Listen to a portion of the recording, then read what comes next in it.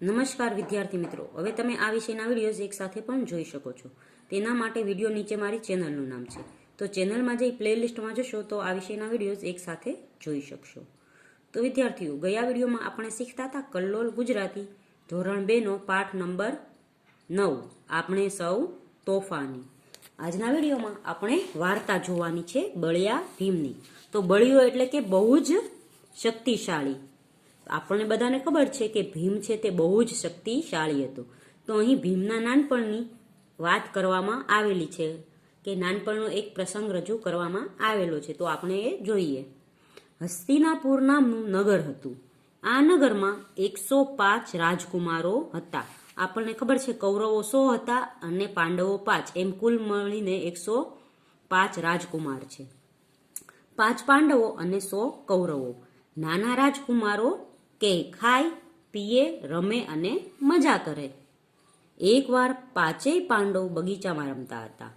એટલામાં દુર્યોધન અને તેના 99 ભાઈઓ આવ્યા. દુર્યોધન અને તેના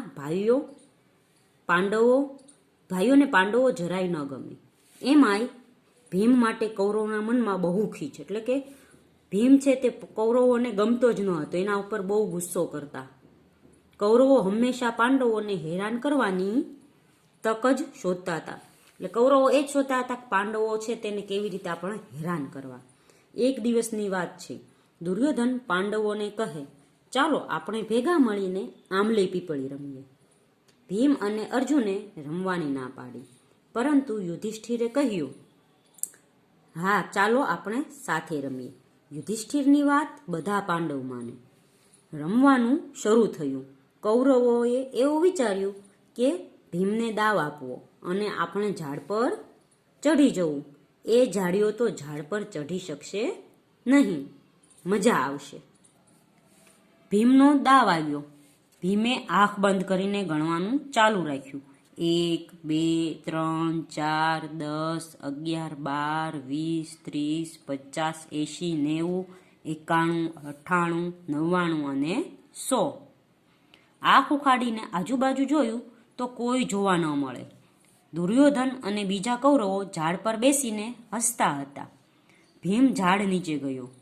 કૌરવો ભીમને ખીજવવા માંડ્યા, એની મજાક કરવા માંડ્યા. ઝાડીઓ ઝાડીઓ ઝાડીઓ ભીમ ઝાડ પર ચઢશે કેમ? આંબલી પીપળીનો દાવ દેવા આપણને એ અડશે કેમ? એટલે કે ભીમ, તું તો ઝાડીઓ છો, તું કેવી રીતે ઝાડ ઉપર ચડીશ? ને તારી ઉપર દાવ છે તો તું અમને અડકીશ કેવી રીતે? ભીમ વિચારમાં પડ્યો. વાત તો સાચી, હું ઝાડ પર કેવી રીતે ચઢું? ત્યાં તો કૌરવો ફરી બોલ્યા, કોઈના ટેકે ચઢશે તો પણ ફેરો તો એનો ફોગટ જશે. ફોગટ એટલે નકામો. ઝાડની ડાળીએ પગ મૂકશે તો ડાળી સાથે નીચે જશે. તો કૌરવો કહે છે કે ભાઈ તું કોઈકના ટેકે ચડીશ તોય તારો ફેરો નકામો જશે, કારણ કે તું ઝાડની ડાળી પર પગ મૂકીશ તો ઝાડનું ડાળી છે તે તૂટી જશે અને એની સાથે તું પણ નીચે પડી જઈશ. ભીમને બહુ ગુસ્સો આવ્યો. જોરથી બૂમ પાડી. એના મોટા અવાજથી 1-2 કૌરવો તો ધ્રુજવા લાગ્યા. ભીમે પોતાની હાથી જેવો પગ પછાડ્યો. ધરતી ધ્રુજી. 2-3 કૌરવો તો એ મારે કહીને નીચે પડ્યા. ભીમ હજી પણ ગુસ્સામાં હતો, કારણ કે દુર્યોધન અને દુશાસન હજી ઝાડ પર હતા અને ભીમને ખીજવતા હતા. ગુસ્સામાં ભીમે ઝાડના થડને જોરથી મુક્કો માર્યો. આખું ઝાડ ધ્રુજી ગયું. 4-5 કૌરવો તો મરી ગયા ઓ મારે બોલતા નીચે પટકાયા. આ જોઈને ભીમને યુક્તિ સૂજી. એણે તો ઝાડના થડને બાથમાં પકડીને જોરથી હલાવવાનું શરૂ કર્યું. આખું ઝાડ હિલ્લોળા લેવા માંડ્યું. ઝાડ હલાવવાથી દુર્યોધન, દુશાસન અને બાકીના બધા કૌરવો ઝાડ પરથી ટપોટપ નીચે પછડાયા. દુર્યોધન તો ઊંધે માથે પડ્યો. ભીમ દુર્યોધનને અડી ગયો. દાવ દુર્યોધન પર આવી ગયો અને ભીમ ખુશ થઈ ગયો. આ વાર્તામાં ભીમના નાનપણનો એક પ્રસંગ રજૂ થયેલો છે કે તે રમતા હતા તો કેવી રીતે તેને ભીમને હેરાન કરવાનું વિચાર્યું અને ભીમે પણ પોતા શક્તિશાળી પણ દેખાડીને દુર્યોધનને હરાવી દીધો અને દાવ દુર્યોધન પર આવવા દીધો. આગળ છે સાચા વાક્યની આગળ ખરાની નિશાની કરો. જે વાક્ય ખોટું હોય તે ફરીથી લખો. તો અહીં દુર્યોધનને ભીમ બહુ ગમે, તો તે ખોટું છે. તો આપણે લખીશું દુર્યોધનને ભીમ ન ગમે. પછી છે ભીમે દુર્યોધનને મુક્કો માર્યો, તો તે ખોટું છે, કારણ કે ભીમે ઝાડના થડને મુક્કો માર્યો. આગળ છે છેવટે દુશાસન પર દાવ આવ્યો, તો તે ખોટું છે, કારણ કે છેવટે ભીમ પર દાવ આવ્યો.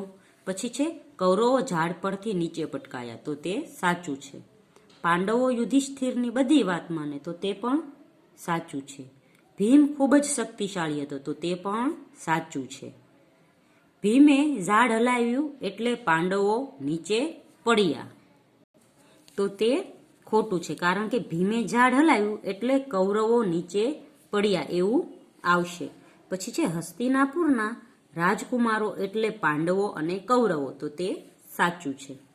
પછી છે આંબલી પીપળી રમવાની કૌરવોને બહુ મજા પડી, તો તે ખોટું છે, કારણ કે આંબલી પીપળી રમવાની પાંડવોને બહુ મજા પડી. તો વિદ્યાર્થીઓ, આજના વિડીયોમાં અહીં સુધી શીખ્યા. આવતા વિડીયોમાં અહીંથી આગળનો સ્વાધ્યાય શીખીશું.